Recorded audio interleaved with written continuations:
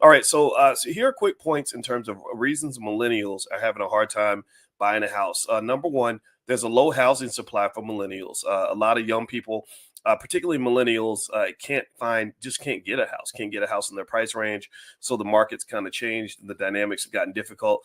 Millennials also have a lot of debt, a lot of financial hardships, mostly due to things like student loans and credit card debt, and then also some automobile debt. Those are three types of debt that just kind of get people into a lot of trouble. The type of debt, if I could trade it out instead of having us with all that student loan debt, I would trade that in a second for debt for a small business.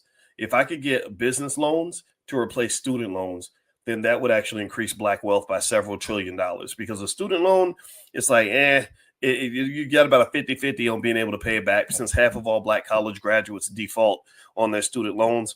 Whereas if you were to offer business loans at a smaller amount, there'd be less debt to repay, and also there'd be a stronger economic engine, right? So I'm a believer that most Black people should learn how to start a business. Every Black child should learn how to invest, buy real estate, things like that. You can't lean on the system to take care of you when it's the system that's oppressing you. Do you hear what I'm saying? If the system is the thing that's oppressing you, then you can't lean on the system to save you. The thing that's oppressing you is not going to save you, because your oppressor is not your savior. But some of us fall into that, right? It goes all the way back to the white Jesus phenomenon, right? We really believe that our savior and our oppressor are the same person, and it's a hell of a mind trick.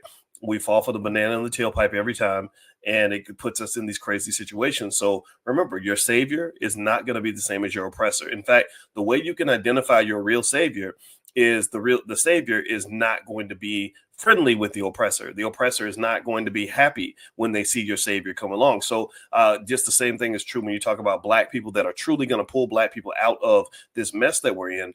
It's not going to be the Negroes on TV. It's not going to be the folks that are in Hollywood, because they are loved by the oppressor. The oppressor is happy to see them coming. The people that are really your champions, in my view, are the ones that have been rejected by that system. Why? Well, because they broke out of the matrix. Do you understand? Give me a yes if you're following what I'm saying there. I think that's a simple idea, but I think it's very important to understand.